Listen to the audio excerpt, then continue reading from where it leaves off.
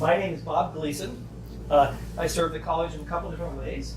I'm a professor here at the college. I hold our endowed professorship called the Levin Chair. So I spend about half of my time doing regular college professor things, and the other half of my time trying to, as my wife says, be the nerd at the table. Go out and people who are working on public issues, who have authority to make decisions on behalf of all of us, if they'd like a nerd at the table, which is not always the case, which is fine, but I try to be the nerd at the table to at least help inform and improve whatever decisions they make.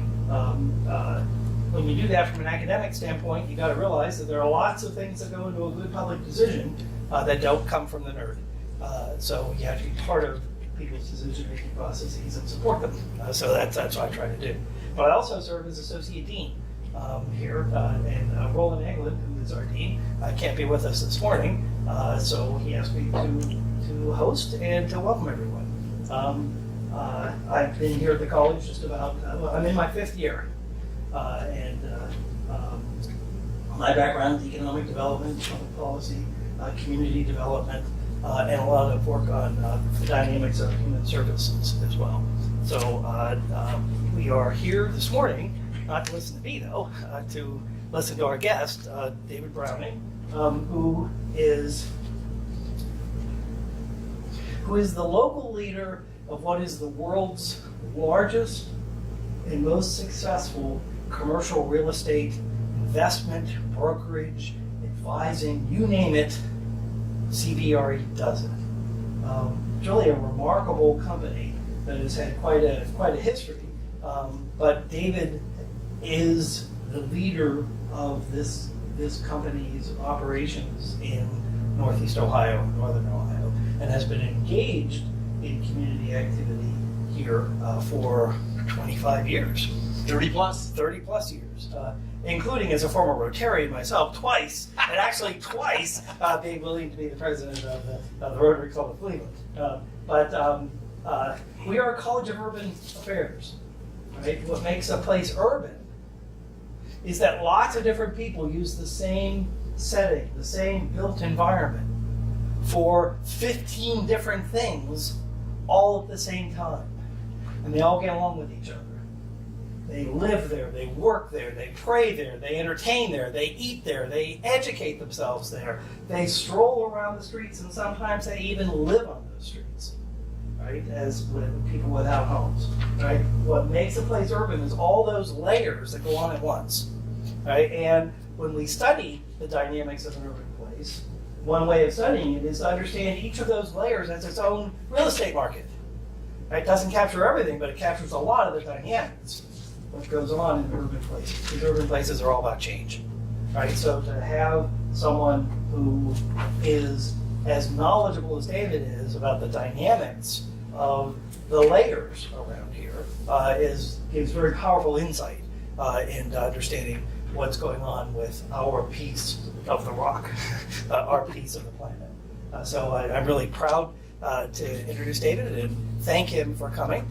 And what we'll have is David has a presentation of the update that they've done recently, and then we can open it up to questions and answers. Right? Well, thank you very much.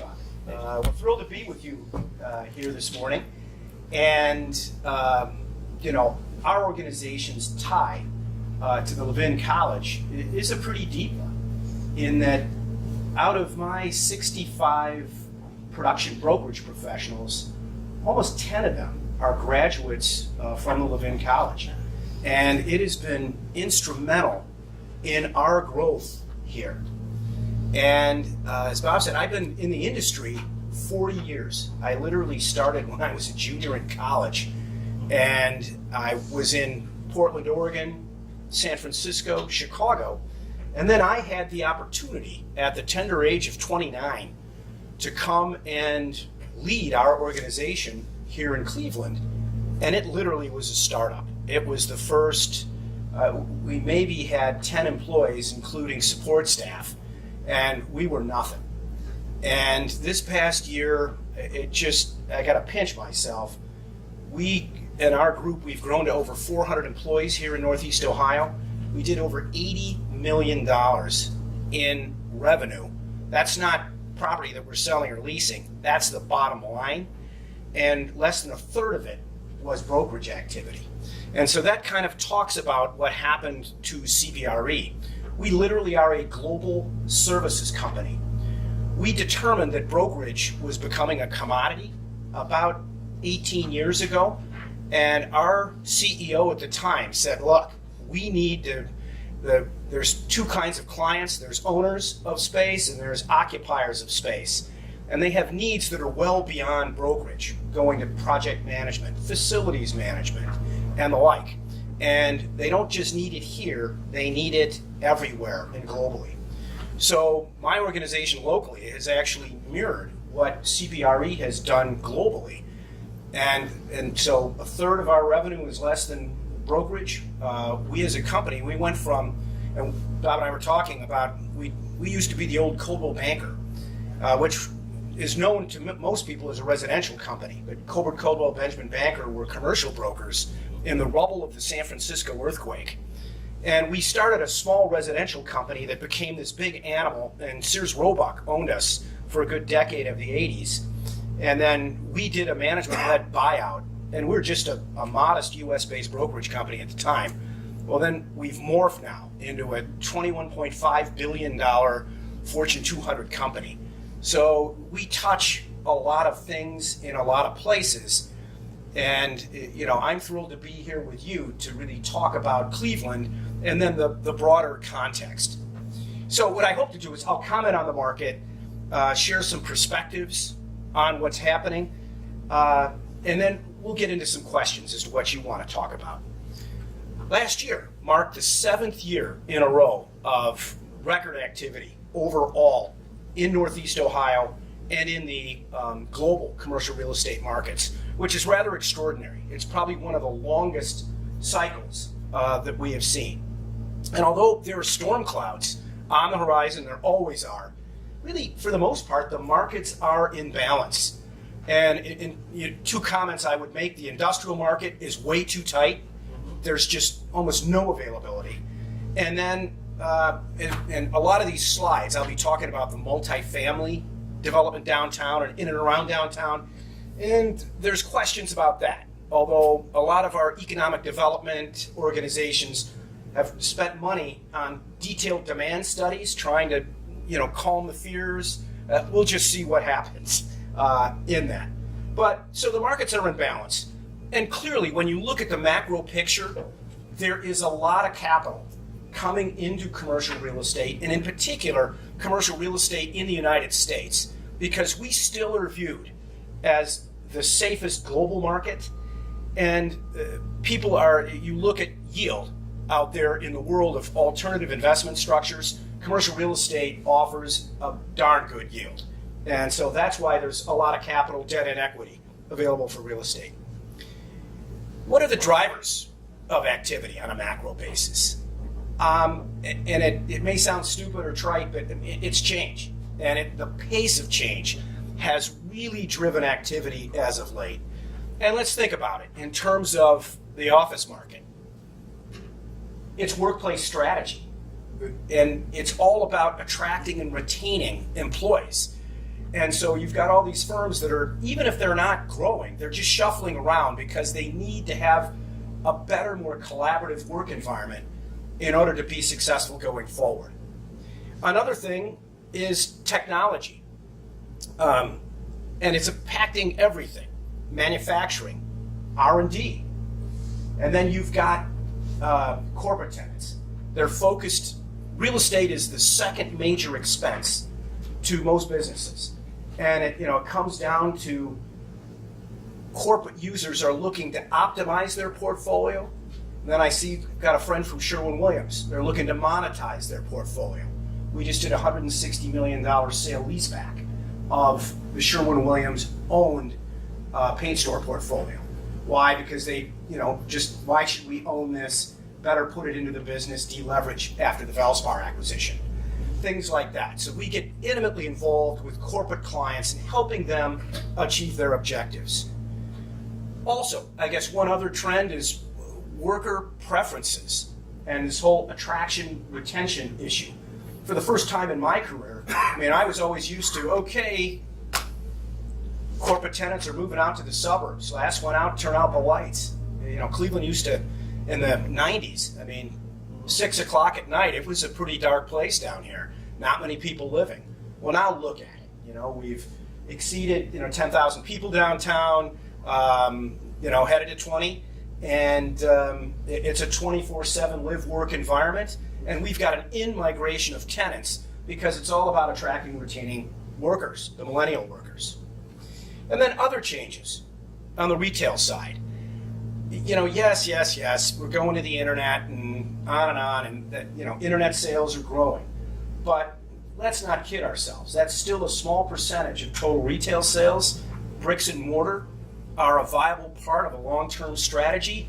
And so most retailers are trying to figure out what they call an omni-channel strategy of combining bricks and mortar with online retail sales. And then, well, what's happening? It's a convergence of retail and industrial logistics. And we've had the good fortune here in Northeast Ohio to quietly represent Amazon. So we've just acquired our third regional mall, probably 4.5 million square feet of space in the past 2.5 years. And they may be done, don't know, but it's the last mile. So we've got all these other third-party logistics firms that are trying to figure out how to get the goods to us when we order it, and then let's say it doesn't work, get it back. Those are the problems that they're having. But it's driving activity in our market.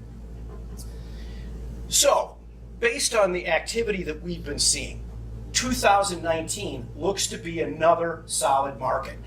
Again, as I said, the supply-demand scenarios, although nationally multifamily is probably the one that may be overbuilt, but really things look in balance, as I said. But, what are the storm clouds or the headwinds? I would say it's labor market and it's workforce issues. Here in Cleveland, it's workforce readiness. We have got low unemployment, and we need to help those people find the jobs for the right skill sets and get some alignment there. But it's across the board. In the construction trades, there's problems. And in our industry, huge problem. Think about all these buildings around here. We have a shortage. The average age of the lead property managers and the lead engineers who run these facilities, they're in their mid-50s. They are aging out. And these are great jobs that pay well. We need to get people focused on, this is a great career option, and get the labor market lined up with that. Other things, construction cost increases, big problem. And we're redoing Goodyear's North American distribution network right now. Couldn't have been a worse time for these steel tariffs and the like. I mean, we're building 1.5 million to 2.5 million square foot buildings all over the country. Bad, steel prices just went through the roof, a little bit of a problem. But we're seeing it across the board on these office buildings down here. We're just doing small construction projects. Tough to get contractors and subcontractors wanting to bid on those jobs. They've got plenty of work, and they're going to demand a premium in terms of margin in order to do that work. So that's a problem. And then, one other challenge, I think it's unique to Northeast Ohio, is our form of government here. We've got, again, sort of a dysfunctional period now, what's going on with the county. The city is at sort of a funky time, and I can say this having been here 30 plus years. And then, we've got all these municipal governments. We're competing nationally, and I'm very involved in regional and national economic development with the corporate users we represent, as well as working in the region. We need to figure out how to have the public sector be as efficient as it can be. And that means consolidation, merger, and the like. And I know, with public officials in the room, it's a little bit of controversial to say that, but, we're in the business to compete here in our region.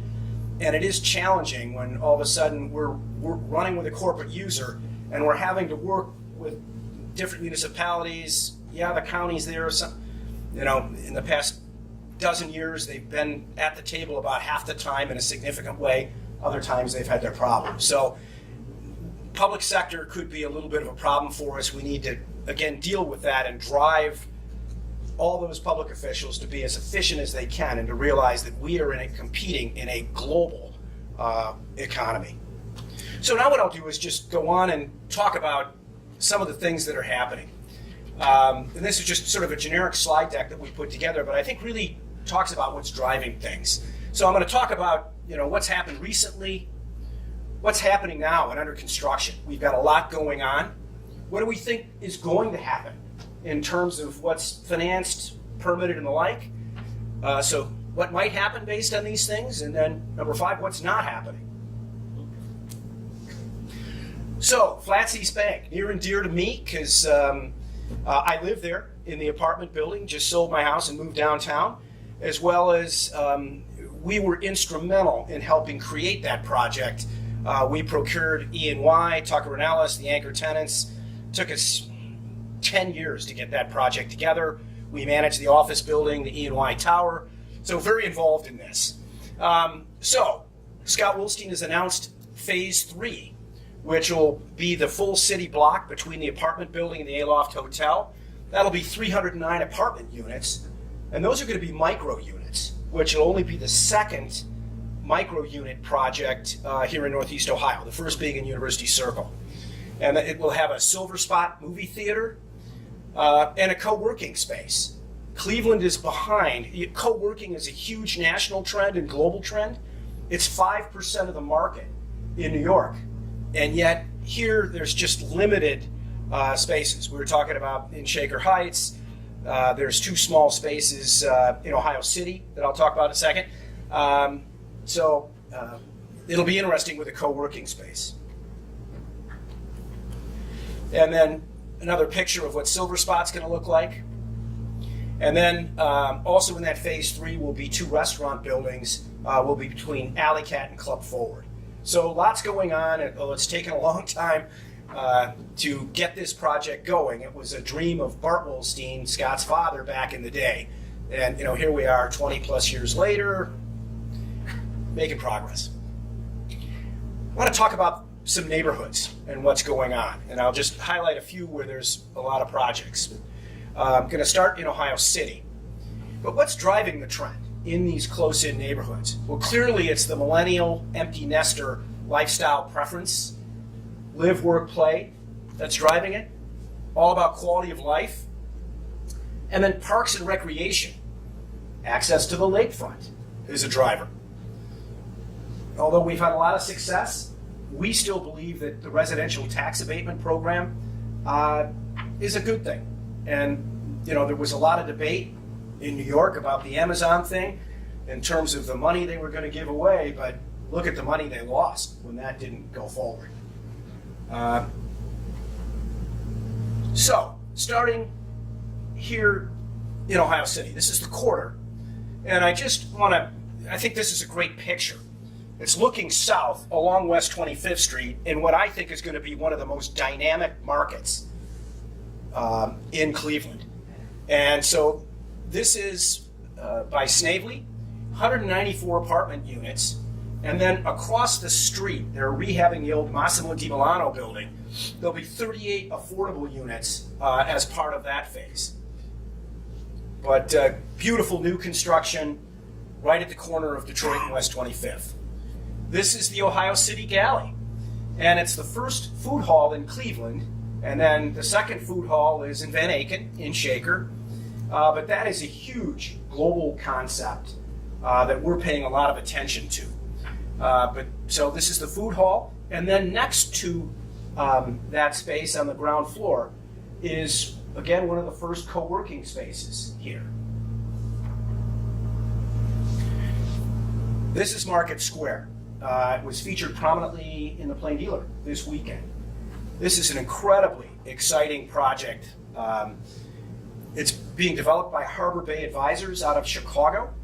And this is the parking lot directly across the street from the West Side Market. They've closed. August or September, you'll see demolition. And this project is going forward. What's going to be notable about it is the fact that it will be, at the time, the tallest heavy timber office and apartment building in the United States. Now, this is a sustainable product. They've gotten all the approvals from planning and fire to go along with this. And what you have is retail. And Ohio City, if you think about it in terms of retail market, there's 3 hot retail markets in Ohio right now for live, work, play, bar, restaurant. That would be West 25th Street in Ohio City, High Street in Columbus, over the Rhine in Cincinnati. So, and it's interesting, typically when we're marketing retail space, you're talking about what's the population, 1 mile, 2 mile, 3 mile, whatever.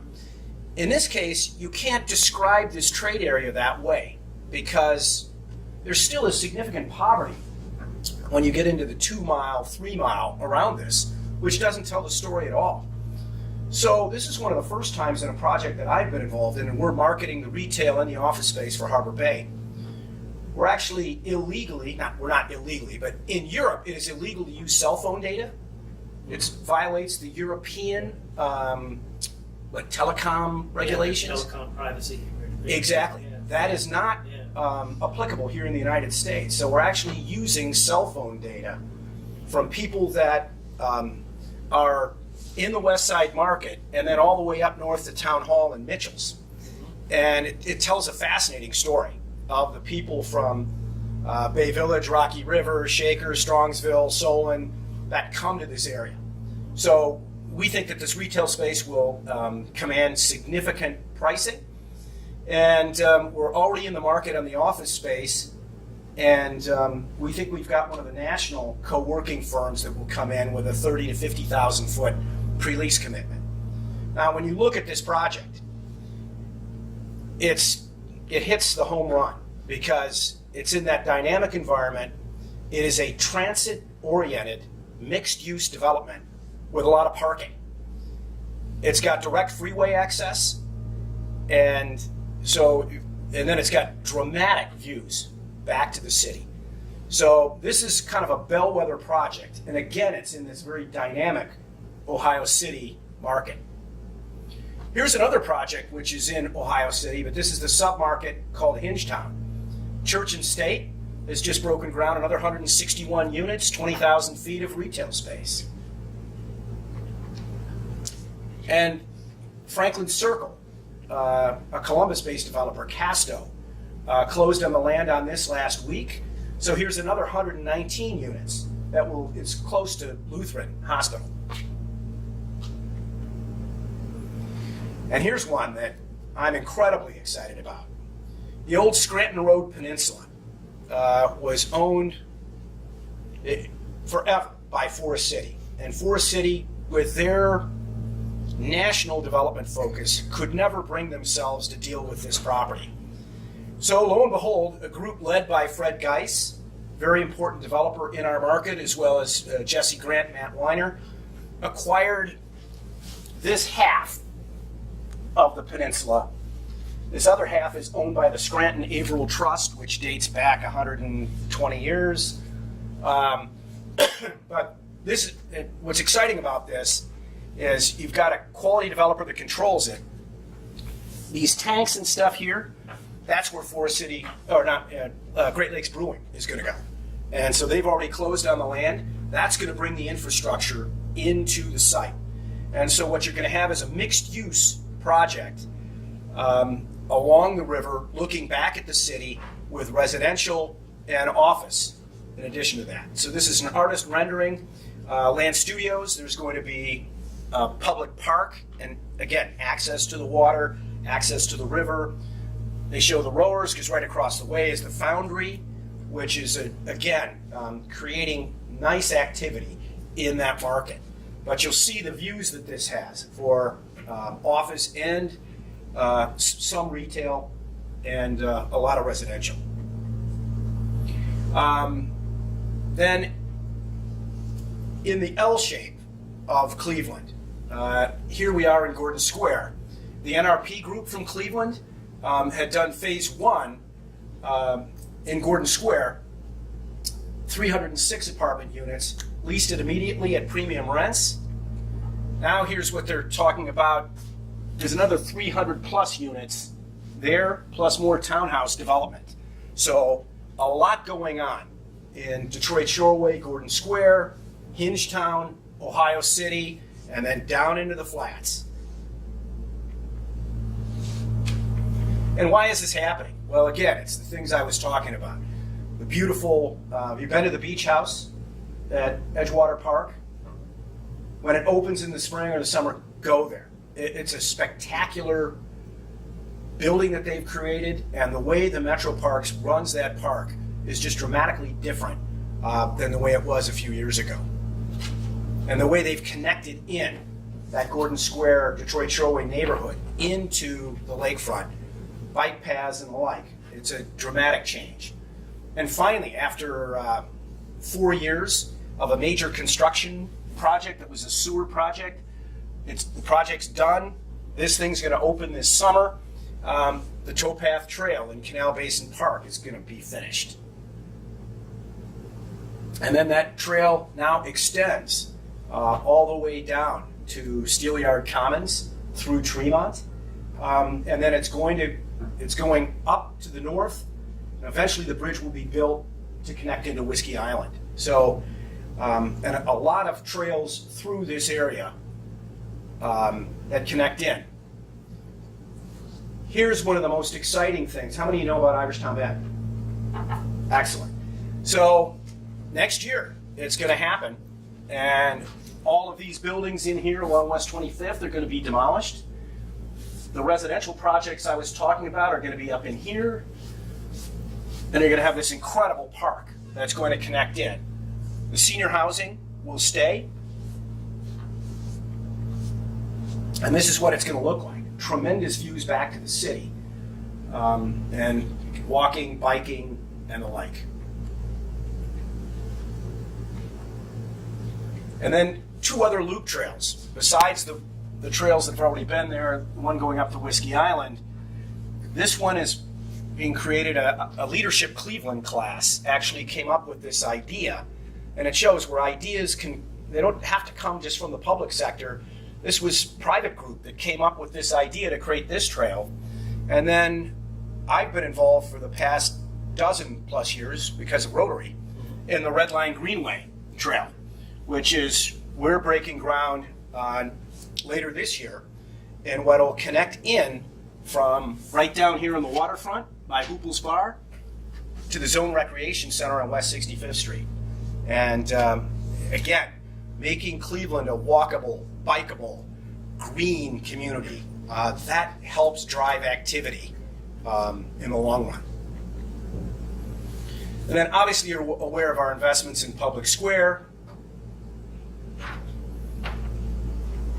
So things going on downtown. Our first Shake Shack downtown. We've got the one in the suburbs, right next to the Marble Room in the Millennium Building. That's where Shake Shack's going to go. And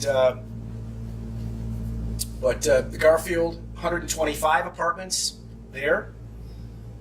How many of you seen Worthington Yards? It's funny because this is in the heart of the warehouse district. This building has no frontage on any major street. It sort of backs up into an alley behind the RTA headquarters. But they've created a spectacular loft apartment rehab. 98 luxury units, completely leased. And they've got that gorgeous interior courtyard. And it connects in. There's a little alleyway that connects in, if you know where Phoenix Coffee is, on St. Clair Avenue in the warehouse district. This is right in behind there. So this is a hidden little gem that the Dalit Group, a pretty significant property owner in the warehouse district, created. And then the Terminal Tower. K&D, we do all their office leasing, but they finally developed a great plan for the Terminal Tower because it was struggling as an office building. 301 apartment units. They're under heavy construction now. We'll deliver those later in the year. As well as the Halley Building. 122 apartments, and they're phasing the construction, but they're 80% plus leased. So great ending for a classic Cleveland downtown building. And then the CAC building. And Bob, you're talking about the dead spots on Euclid. You know, finally all of the holes Yeah, the whole pieces. that are solved. And this was one of the real problems. 117 apartment units plus retail plus office. And then the May Company. This one's near and dear to me. We've been involved in this for a dozen years, and we sold it to Dan Gilbert and the Bedrock people. And so there's major renovation going on, putting parking down below, retail on 2 levels, cutting a huge atrium. You can see it in those photos there. And then apartments. Look at that. It's a 100,000-foot floor plate. So it's a massive building. They had to figure out how to bring it in, light into the space. And then a couple of the high-end projects. Right next to the Garfield building, 5th and Euclid, is the Beacon. This will be one of the real high-end apartment projects, 187 units. They just started leasing late last week. So and they'll deliver space later this year. To me, this is one of the bellwether signs about the market, as well as this, the Lumen at Playhouse Square. 318 apartment units, and I'll be curious as to what the market response is to this one, given the fact that it's owned by a not-for-profit, Playhouse Square Realty, and they've got that tremendous mailing list that Playhouse Square owns. I assume that I'm in the Flats East Bank. About a third of the tenants there are empty nester baby boomers. I would think that the percentage on this one's going to be higher. We'll see. Lakefront development. Besides Baker Mayfield, there's an article in Cranes today, if you've seen it, and there still is a lot of debate about the lakefront development. And our sister company, Trammell Crow, is the partner, development partner with Dick Pace. And Dick's done Nuevo. He's done the apartment building. He now is going to take one of the warehouses down there and reskin it, and going to try to create actually a terminal for the cruise ships that now come in here in the summer, and some modest development. But the reality is that lakefront development, it is a phenomenal vision. But we've been trying for 4 years to land an anchor tenant, and there just aren't that many 100 to 300,000 foot office tenants cruising around, much less ones that are willing to go to that lakefront. And what's the problem? Well, and it says in the article this morning, it's that connectivity. We failed to build the pedestrian bridge. And I personally, the bridge that they were going to build, I'm not in favor of. It discusses in today's article about the land bridge, which is what they've done in Boston to connect in the convention center and the malls down into the lakefront, is what I think ought to happen. Plus, get the Mather out of there, because it's an ore ship, and it ruins the view. And there's, the Science Center is losing like $1 million a year subsidizing that thing. So there's a different use for that. We just need to solve some of those things. So the lakefront development, even though, we've taken baby steps, the big bold moves have yet to happen. But we hope that it happens. But it takes some civic support on a couple of those issues, because whether it was Medical Mutual or a couple of the other big tenants that we were talking to, we just couldn't get them mentally to go up on that lakefront without that connectivity. The Centennial. You guys familiar with this? This is the old Huntington building, 925 Euclid, and Frank Sanito, Millennia, has purchased it. This is a massive, massive redevelopment project, and is going to be that kind of fourth corner to be redeveloped at 9th and Euclid, which at one point in time was the epicenter of downtown Cleveland. Frank has some bold plans, and it mostly evolves around apartment. He might do some ownership and some condominium here, some subsidized housing, so a very strong residential component, And this building is so massive, he's going to be able to separate those uses in a way that you wouldn't even know. And then we're marketing for Frank about 250 to 300,000 square feet of office space. And we actually have a pretty intriguing anchor tenant right now that, we'll see if this comes to fruition. But, this Centennial project is a game changer for the neighborhood because right across from Heinen's and will really activate that part of downtown. And if you've seen what Frank has done to Key Tower since he bought it, he does everything first class. And so that magnificent bank lobby, and he's going to really do some things there. So now, and I would also, just the last couple slides, clearly a lot going on in Midtown. And, that area has changed dramatically in the past 10 years. I was one of those skeptics when we created the health line, thinking that, this is just, we got the federal money, this isn't going to be impactful. Well, now all of a sudden, I've just proved again, I'm not the sharpest knife in the drawer. A lot of good stuff has happened there, and these are biotech companies coming out of, the institutions there, and some great businesses. Dealer Tire, great Cleveland company. So a lot going on. But this is Link 59. MCPC is moving in there, which is a real excellent tech company here in Cleveland. And then, right next to it is Hemingway's development of Dave's Market, which is, sort of a food desert there in Midtown. And for the residents as well as people going to and from University Circle, this is a game changer, and that'll be a great Dave store. And then, another high-end property, One University Circle, 276 units and significantly leased at big-time rents. And then other development in and around University Circle.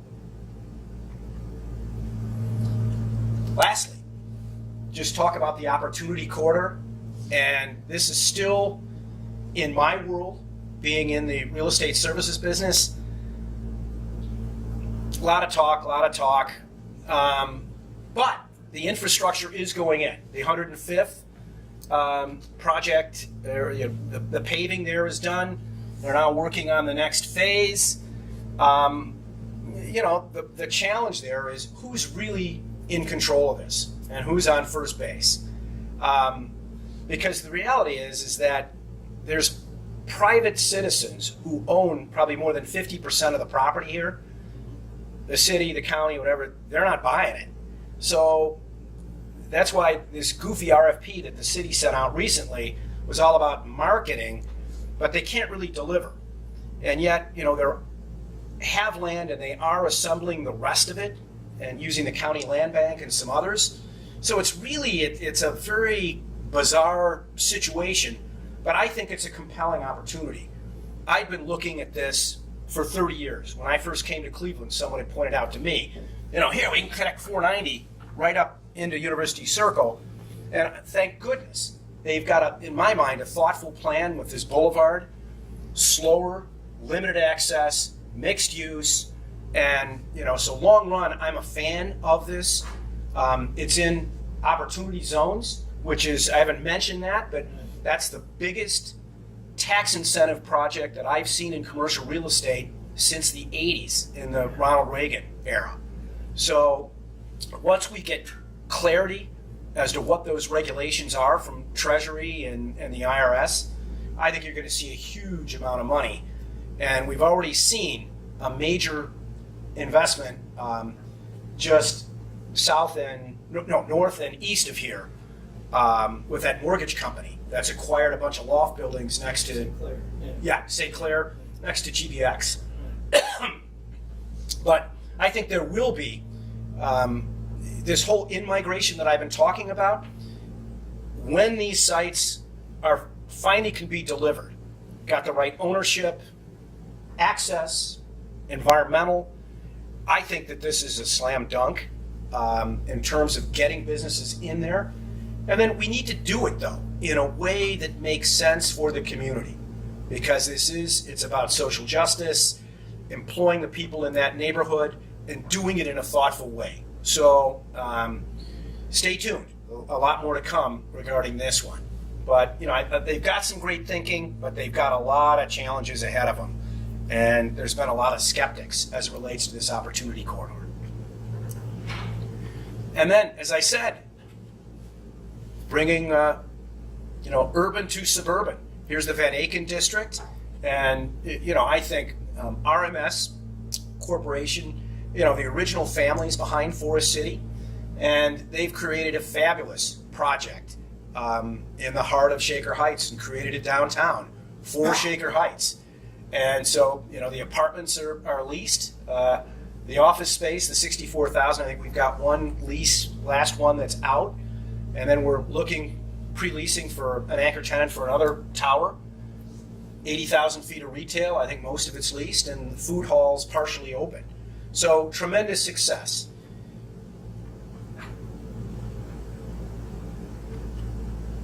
And then Pinecrest.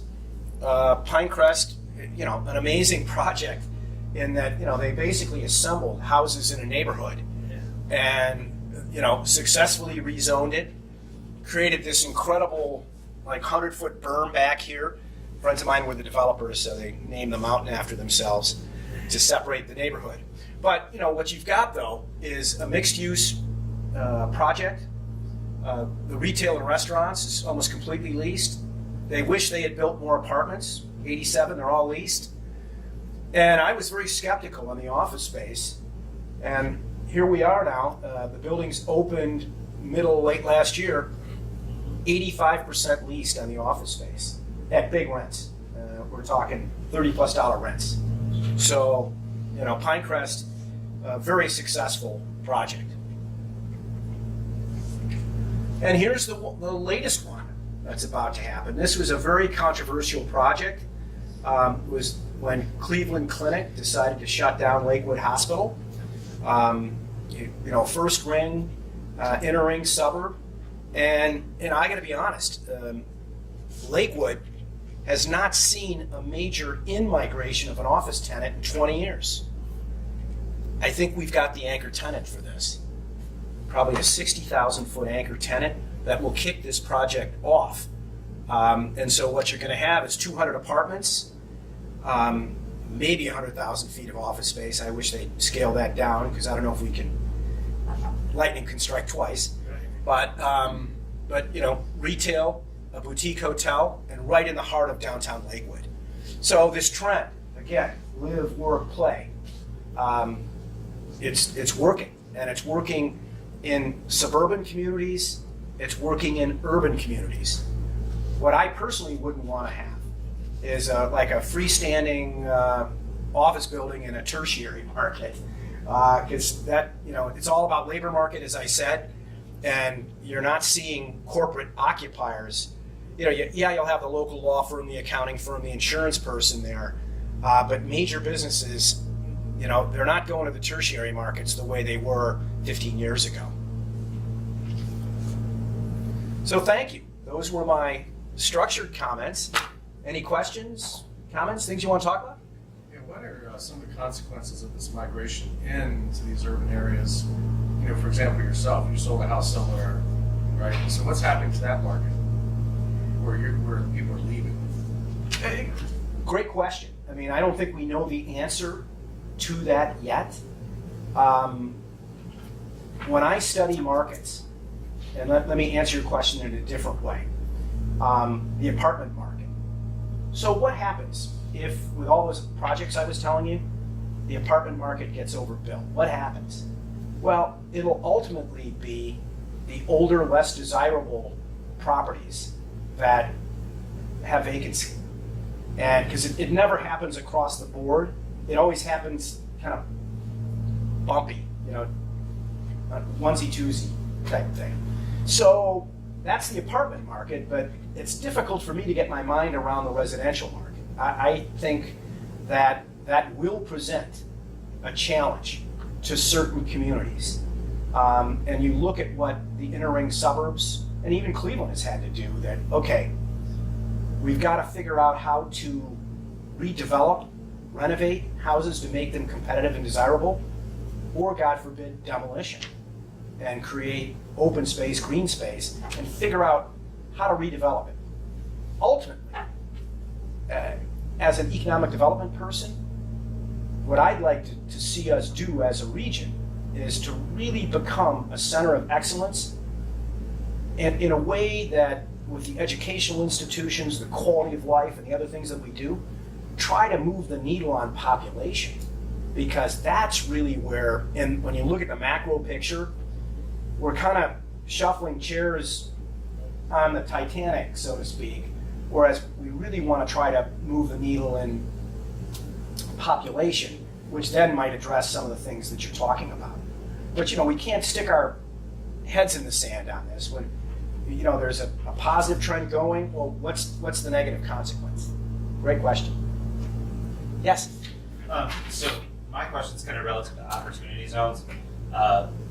Count me as a skeptic on whether or not they're going to be anything that delivers equity, and, because the way that I see them now is that in transactions where the opportunity zone money will be part of the capital stack, the deals don't pass a but-for test, right? They're only going to go into deals that are otherwise going to be able to happen, because opportunity zone cash is not a source of gap financing, right? It's just cash into a deal.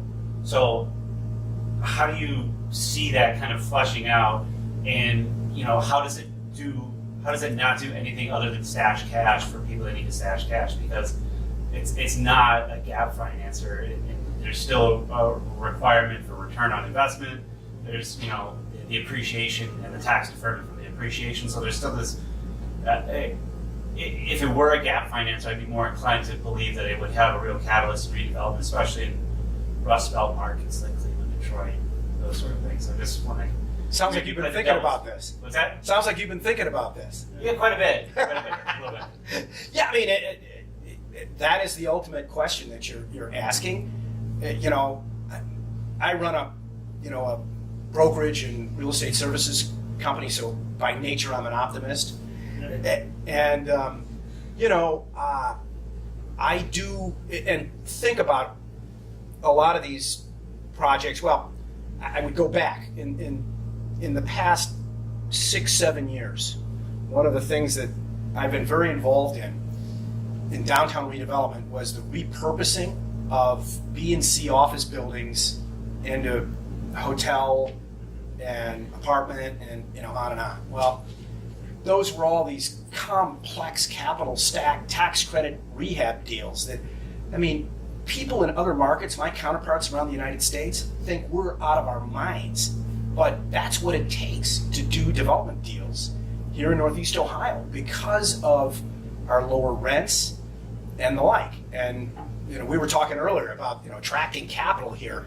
Our market is full of parochial capital as opposed to institutional capital that goes to Columbus, Indianapolis, on and on. So it's right now it's the Canadians and some foreign groups besides the Canadians, and some other kind of contrarian investors that they feel they've gotten priced out in terms of yield, cap rate compression in the primary market, so they're coming to secondary and tertiary markets chasing yield. But I look at the two of the opportunity zone projects that I know of right now, and that would be this group with the mortgage company on St. Clair. All right, the principals sold a piece of their company. They've got a huge capital gain. Why pay the tax? They're going to roll this into this facility and then do it plus a tax credit rehab. It seems like a win-win scenario to me, and I hope there's a return on their 10-plus year hold. Market Square, the one in Ohio City. I believe part of the capital stack on that is going to be some opportunity zone money. And I hope there's real yield there for them. But, these, in particular, all these pretty apartment buildings I showed you, well, it's only with the Flats East Bank and a couple others that we've broken the $2 a foot rental barrier for apartments. And that's what it takes to build them new. And so besides that, we need this creative capital stack. So I just view it as another tool in our arsenal to put these projects together, and I hope it works. How'd I do? Good.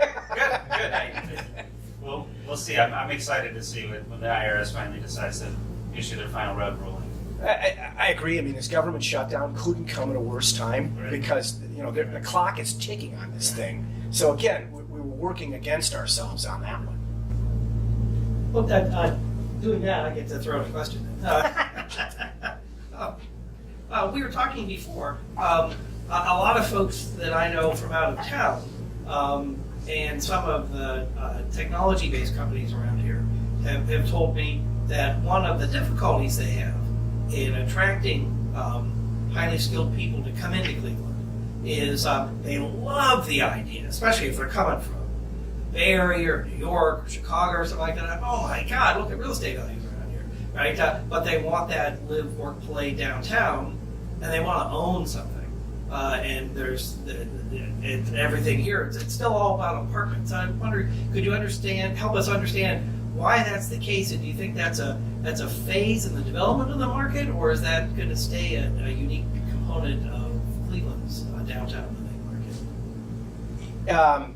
It relates to the reason we haven't done it is that it was kind of what we were talking about before about the creative capital stack. Yeah. And with a lot of these tax credit rehabs, Yeah. well, the tax regulations, when you do that type of structure, it precludes you from doing it in a condominium structure. Mm-hmm. So you've got, and I'm not a strong tax guy, but you get 10 plus years after the initial development, then you could potentially do a condominium conversion. However, if lenders don't like to lend as much on condominiums. So that's one impediment. I mean, so we've got the structure on the front end, lenders on the back end, and then most of the for sale product that seems to be coming forward is this vertical townhouse development. We've got it on the edge of downtown here. We've got Duck Island is exploding. My son just bought this gorgeous townhouse condominium there. But it's vertical. And so a friend of mine, I just was looking at a project in Tremont that actually may be new construction, not vertical, Right, horizontal. horizontal, geared to some empty nesters in it. Right. They may either offer equity in the building or just bring it to market as a condo. Mhm. So I see it coming because that is where we need to go. Absolutely. And I think the demographic trends and hopefully the real estate trends will all line up and get more of that because I'm originally from Milwaukee, and Milwaukee is one of those bellwether cities that we in Cleveland ought to be looking at because they're a smaller city than we are.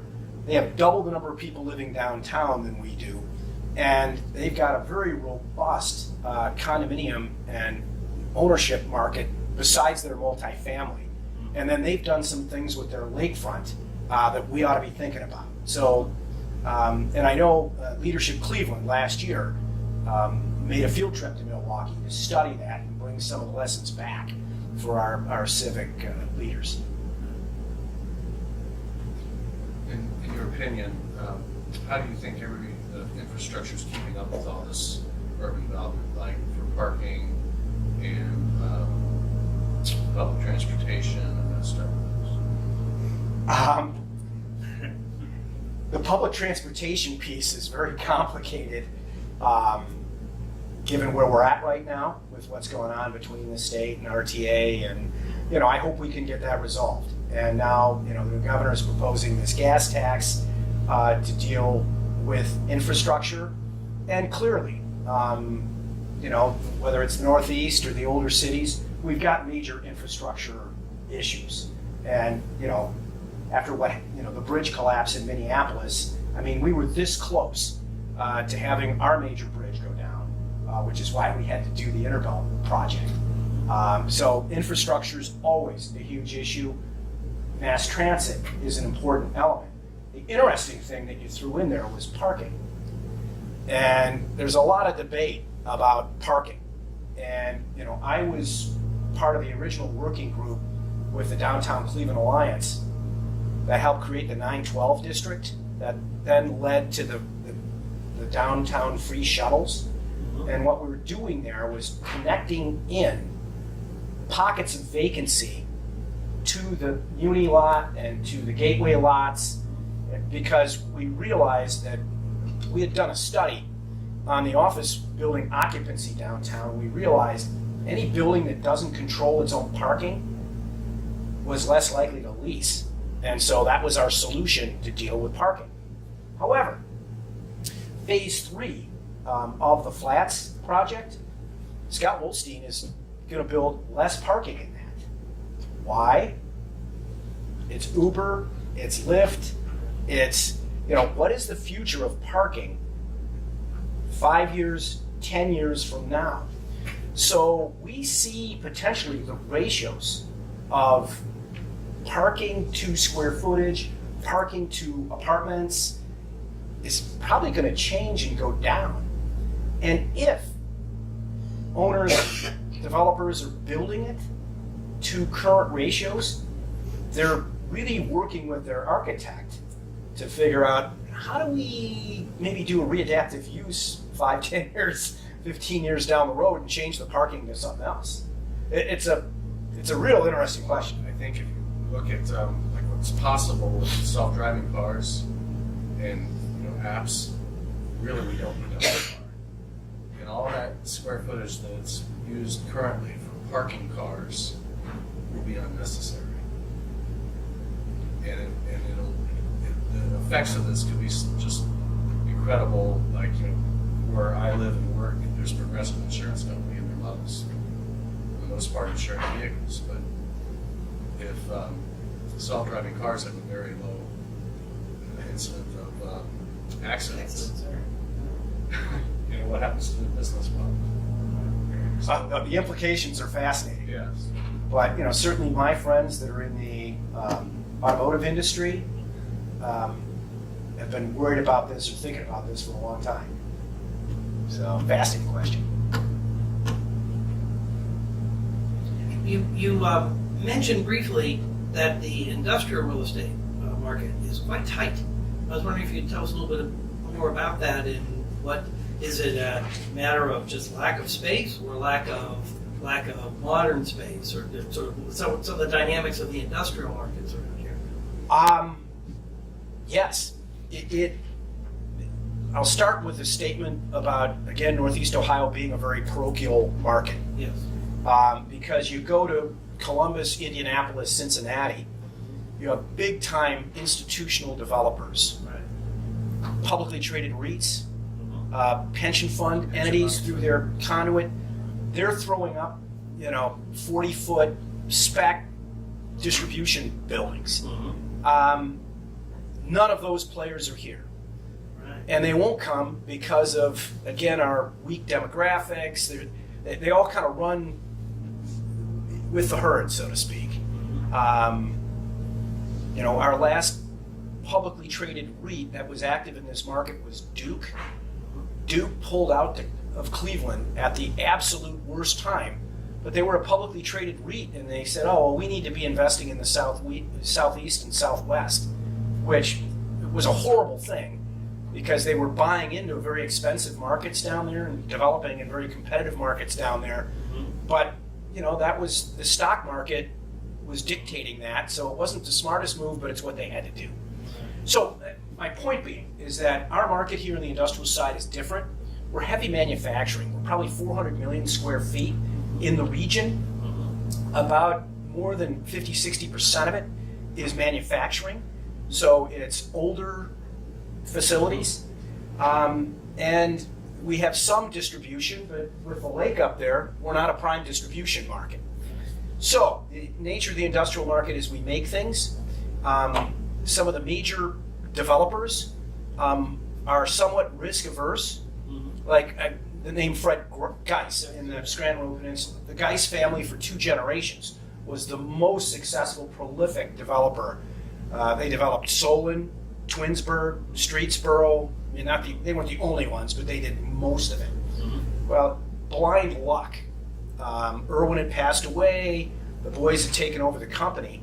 Blind luck, they sold everything in 2008, just as the market was going off a cliff at the peak of the market. And they basically now have only cautiously gone back in. But, thank goodness for Cleveland, because the Geist brothers have made major investments downtown. The Ameritrust Tower, we represent the county and sold it to them for the redevelopment, the build-a-suit of the county administration building, the Heinens, and all that. And so they've not just gone out and done spec development. So it's a combination of developers being risk averse that are the local ones here. You basically have Fogg and Skinell that are probably more aggressive than the others, but they want pre-lease commitments, smaller stuff. And then it comes back to what my opening comments about construction costs. It's tough to build buildings given today's construction costs and get the return.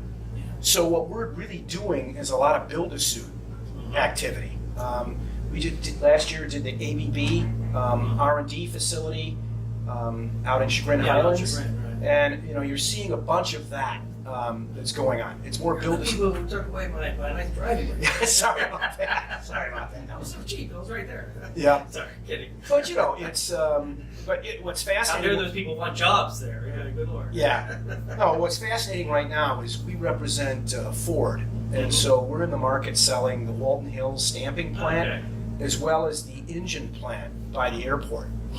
And it is absolutely amazing, after studying those properties for 10 years, getting them to think about selling them, that we're in the market in a best and final process, and we've got regional and national developers and regional and national tenants looking at it, because given this whole construction cost thing that's happened all over the United States, the strategic location of those sites and the infrastructure that's in the ground has value to those people.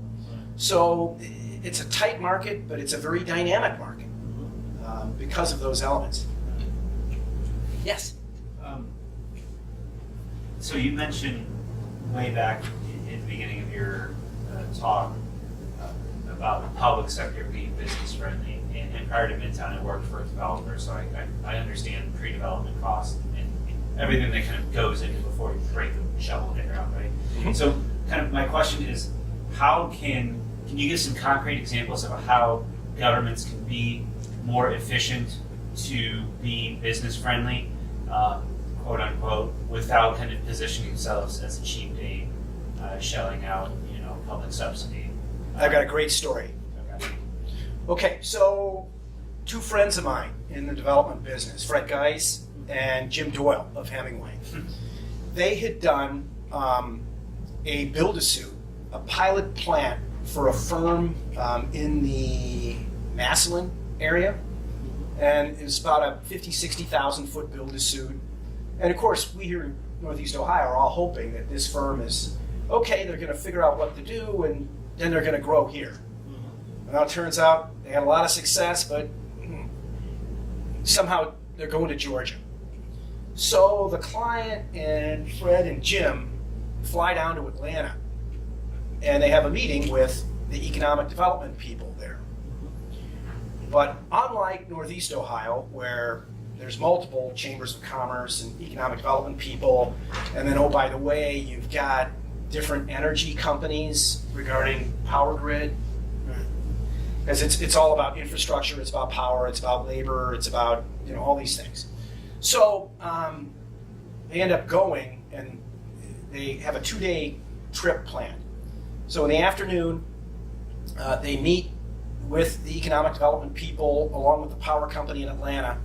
All of the sites in the entire state are outlined in the PowerPoint.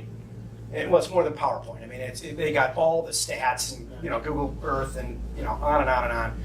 So they basically take this down to a short list of 4 or 5 sites, have dinner, and then the people go, oh, we'll meet you tomorrow morning. And Jim and Fred are looking at each other. These sites are all over the place. Well, they had a helicopter and flew them all over, and by the end of the second day, they had it figured out, and they knew what the what the economic package was. They knew what the infrastructure was. It was a seamless process. And, here in Ohio, it's anything but that. I mean, we've got, the state of Ohio that has this database of properties, and, we're working closely with Team Neo and the state trying to get as many properties up on this site. But it's tough, and it's, the state isn't directly interacting with people like me, and we're the ones who represent, we represent 80 of the Fortune 100, 2/3 of the Fortune 500. You think they'd come talk to us, but it doesn't work that way. So, how did that work? You get it. So with our weak demographics, what's going to happen with all the new residential buildings downtown when the young folks want to have families and send them to school someplace other than the Cleveland schools? Great question. I think there's some people that are really working hard to change that. Obviously we've got, the Campus International campus here. Dick Pace is looking at putting a school up on the lakefront. We had some charter schools in and around downtown. It really, we're, trying to raise the bar on all of this because it does come down to trying to keep these people here. We've got to offer a great educational opportunity to their children or it isn't going to happen. So there's people that are working hard on that. Best answer I've got. They can move to Shaker Heights after they do that. Absolutely. What about on the corporate side? On the corporate side, what types of tenants are coming downtown? It's interesting. It's like Progressive Insurance just took 10,000 feet in the warehouse district. Well, what was that all about? Well, they have a creative division that, they wanted to attract and retain talent there. We now have seen, there was an accounting firm that is kind of a mid-size accounting firm, headquarters out in the suburbs. They now have created a small 5,000 foot office downtown. So it's across the, architectural firms, real estate firms. I'm seeing in the commercial side that that's an important So you're thing. seeing new people enter the market, or you're just seeing relocation from suburbs to downtown? I would say 80-20. 80%, it's the same old people kind of moving around, and is it 20% that we may be getting a new startup business or a division of someone else? We're working hard to try to make these things happen, but it's, Cleveland, in my 30 years here, we only have a major in-migration of a corporate tenant, whether it's industrial or office, about every 5 to 6 years. The last major one being AmTrust, which was these insurance guys bought the 800 Superior building, New York-based, very well-to-do guys. They stole this building. It had gone through foreclosure, and they ended up buying GMAC and moved all those jobs from Charlotte to Cleveland because we're a hub for insurance and financial services.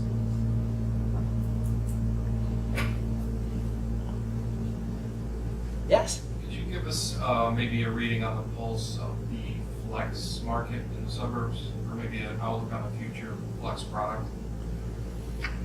Sure. I think that flex product, I think it's tough to just speak of it generically.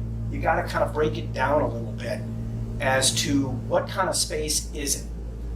If it's high percentage office build out, I'm not optimistic long run, because when we're talking about, I talk about workplace strategy, a lot of those, there's sort of dingy office space, cheap office space that are in those flex buildings with a high percentage office.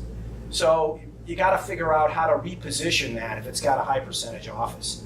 What I am optimistic about is flex space that has a smaller percentage of office, and then maybe flexibility in terms of ceiling height drive-in doors, dock high, and the like. We tend to segment the market that way. But overall, because the industrial markets have been tight and the flex product is a subset of that, currently flex is pretty good. So if I was an owner right now, I'd be thinking about selling. Because we've got a lot of capital out there chasing these deals. Unless you've got, in the 5 to 10 years, you understand the capital that's going to be required to reposition that for the next tenant. Make sense? Yes, just one, again, I want to pick up on a restatement you made. When you said you've been quietly involved in advising the Amazon folks. And you said they picked up their third mall. What's the third one? I know about the two, but I don't, unless that's not public yet, I won't question. There's the we're in the cone of silence, although we're being recorded there. But I Okay, mean, there's yeah. been speculation down in Akron about Okay. the mall there that's owned by the city. Sure. And Okay. Yeah, I know Randall Park and Euclid. yeah, and those are Right. well Yeah, they're- documented yeah, and by the way. yeah, but we're just doing the work here in Northeast Ohio. We don't represent Amazon in this case, but there was an Atlanta-based developer. I mean, it's an unbelievable team that they have. They've got preferred developers around the country, Right. and what's really holding them back right now is inside the shell of these buildings. It's the conveyor and the equipment, moving all the material. Getting it all working, right? That's interesting. Yeah. That's interesting. For the malls that Amazon's not sucking up left and right, what is the future of the suburban mall, because it is dying, in your opinion? I've got an opinion on that. One of the other things I do besides running CBRE is I work for the courts on court-appointed receiverships. So I was the proud owner of Parmatown Mall for about 3 years, and got to work with Mayor DePiro and Mayor DeGeeter at the time. And so I've got a real opinion on these malls. And this one was, ironic, the RMS connection. It was owned by RMS, leveraged to the hilt with non-recourse debt, and all of a sudden you got a conduit lender involved. But thank goodness, we had a very good team to reposition that and hold that thought. So let me come back. I have opinions on malls. There's 3 of them. There's the good malls that should keep functioning. Here it might be Beechwood Place, maybe Strongsville, definitely Summit Mall. Then there's the mid-tier malls that, if done right and repositioned, may have a future. And then there's the C malls that just need to be bulldozed and completely redone, right? So, back on Parmatown. Parma's, the 5th major city in the state of Ohio. Not a lot of people don't realize that. Major city, incredible demographics in terms of income, spendable income, density, and the like. And so we thought that there was a repositioning play there. And so even though it was a conduit mortgage lender, and when those conduit loans go bad, it's a real problem for us in these communities, if you care about your community.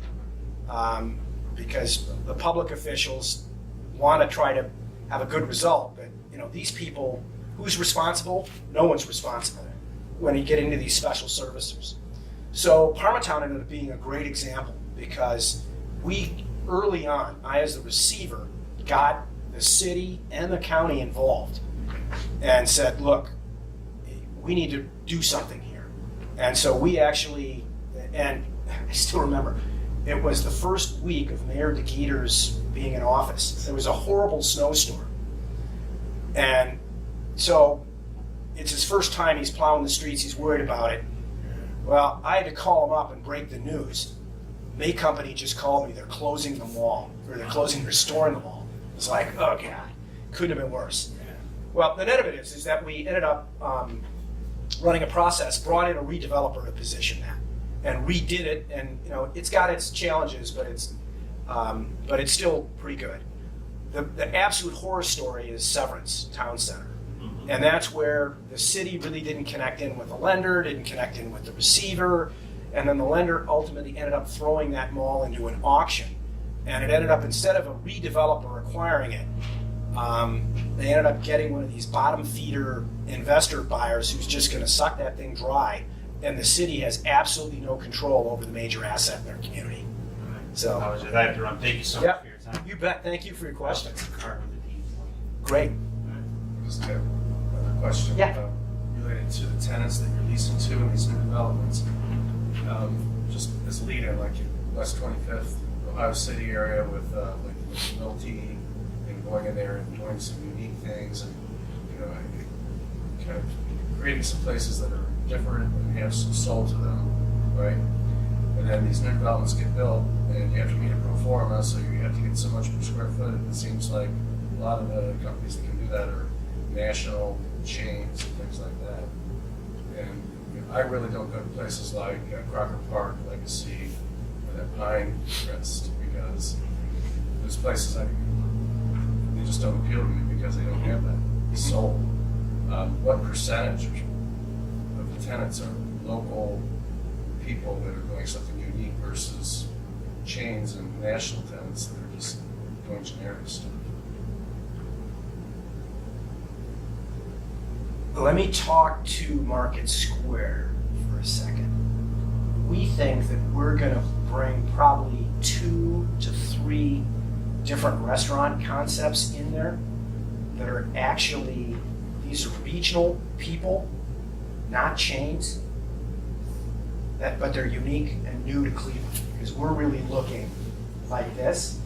I have one of the top restaurant guys in the Midwest working on that project, and so we think from Chicago, Detroit, some other markets, we're going to bring some really cool concepts there, and if they can do the volumes, they'll pay the rent.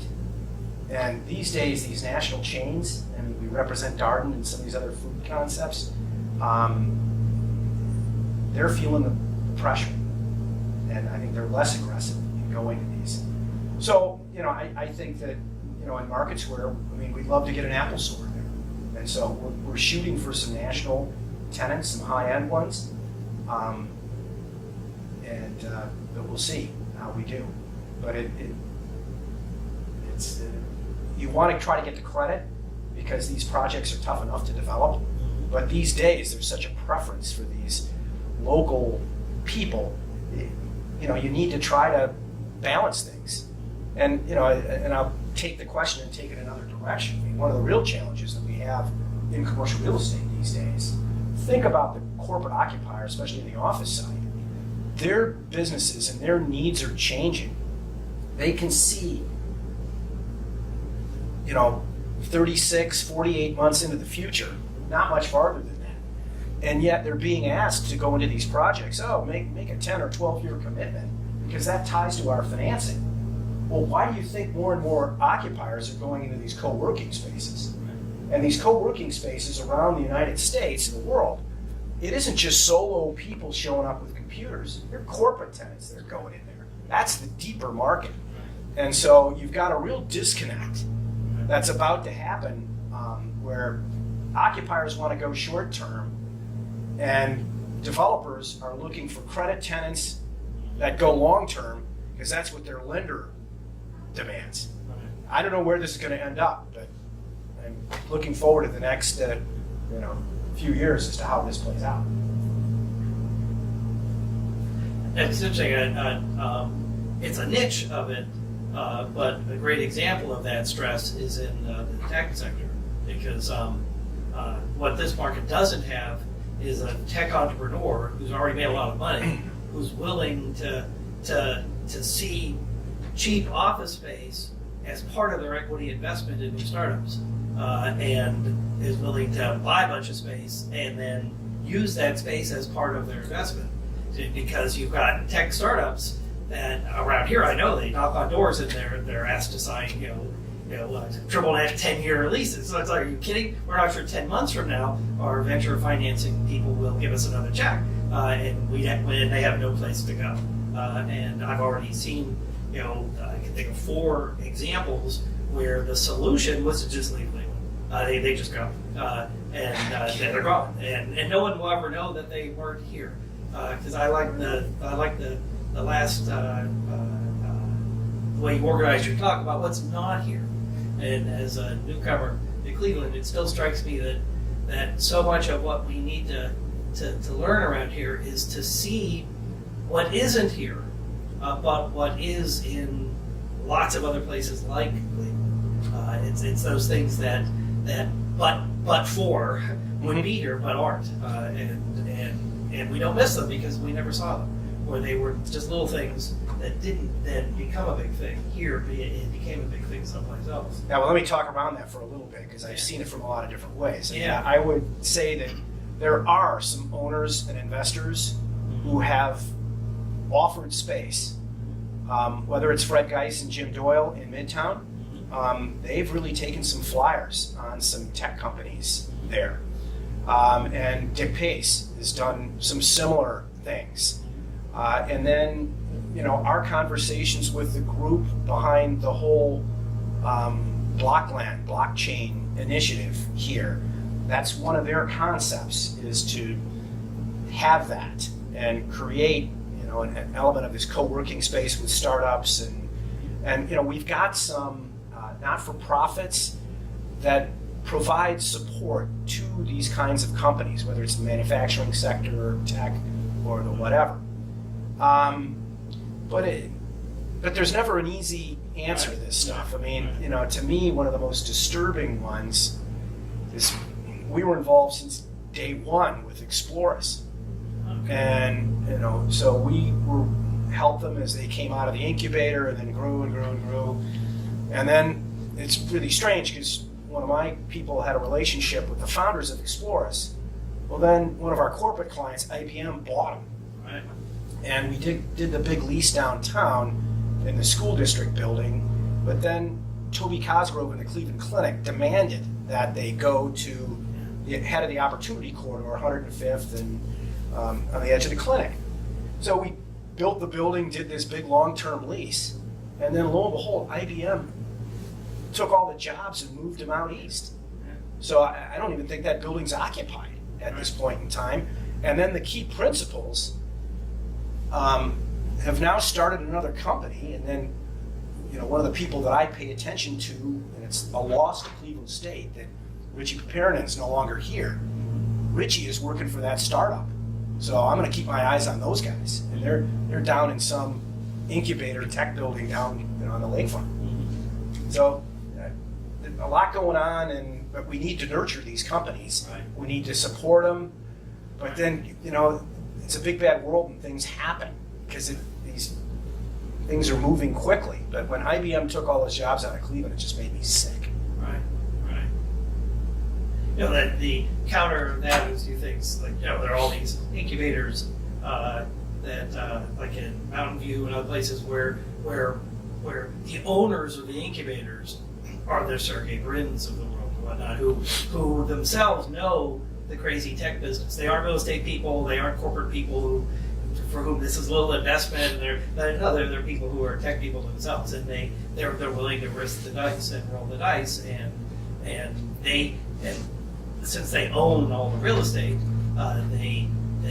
they're able to do the Tony Cosgrove thing. No, you will stay here, right? And you will cluster here, and we'll get 5 or 6 of them. And we're not going to let somebody come in and buy you out and send you off to New York or something like that. We're gonna create the Velcro, because it used to be the Velcro used to be in the businesses where they needed to be next to each other. And that's not so true anymore, especially in tech. The Velcro often ends up being the venture capital people themselves, for whom they also own the real estate, and they make it work here. So the people around here are getting that concept and trying to build that into something that's really great for the long term. Well, in Cleveland, we have a much more robust venture capital, private equity infrastructure here than you might expect. And yet, unfortunately, they've invested in some companies that are Boston and Sure. whatever. But there certainly has been a lot of conversation about them trying to invest and support our economic development activities here. Great. Well, I appreciate the time to spend with you. Hope Thank this you. has been It's valuable. Very interesting. Thank you. Yeah, on behalf of the college, thank you for a really fascinating talk and great conversation as well. There are a few things more fundamentally important to the future of this region about understanding the dynamics of the real estate markets that all layer on top of each other that make this place what it is. Thank you very much, Nick. Oh, you're welcome. Thanks for inviting me.